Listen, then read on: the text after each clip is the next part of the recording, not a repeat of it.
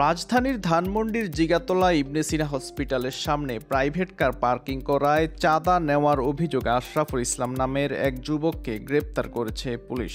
গতকাল মঙ্গলবার দিনগত রাতে গণমাধ্যমকে বিষয়টি নিশ্চিত করেছেন ঢাকা মহানগর পুলিশের ধানমন্ডি জোনের সহকারী পুলিশ কমিশনার শাহ মোস্তফা তরিকুজ্জামান।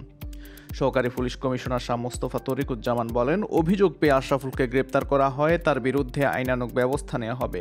তার রাজনৈতিক পরিচয় মুখ্য নয়। ধানমন্ডি থানা সূত্রে জানা যায়, গতকাল মঙ্গলবার রাত ৮টার দিকে ধানমন্ডির জিগাতলা এলাকায় ইবনে সিনা হসপিটালের সামনে পার্কিং করায় একটি প্রাইভেট কার থেকে চাঁদা নেওয়ার অভিযোগ রয়েছে। এছাড়া ঘটনার একটি ভিডিও ক্লিপ সামাজিক যোগাযোগ মাধ্যমে ভাইরাল হয়েছে। এরপর আশরাফুল ইসলামকে গ্রেপ্তার করে পুলিশ। ভাইরাল হওয়া ভিডিওতে দেখা যায় সাদা শার্ট পরা যুবক আশরাফুল রশিদ নিয়ে টাকা আদায় করছেন। এ সময় প্রাইভেট কারে থাকা ব্যক্তির সঙ্গে তর্কাতর্কি হয় ওই যুবকের।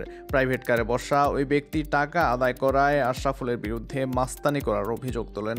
উত্তরে ওই যুবক বলেন, করতেছি, কোনো সমস্যা? এ সময় প্রাইভেট কারের ওই ব্যক্তি সঙ্গে থাকা এক নারী ওই যুবকের নাম জানতে চান। উত্তরে আশরাফুল বলেন, নাম দিয়ে কি হবে? এরপর প্রাইভেট কারে থাকা ওই ব্যক্তি বলেন, রাস্তার উপর গাড়ি পার্কিং করছিলাম, ওরে চাঁদা দিলাম, এরপর আমি দেখতেছি। ভিডিও করা হচ্ছে বুঝতে পেরে আশরাফুল চুল নাড়িয়ে বলেন, চেহারাটা সুন্দর করে আইছে, একটা চুলও বাঁকা করতে পারবা না।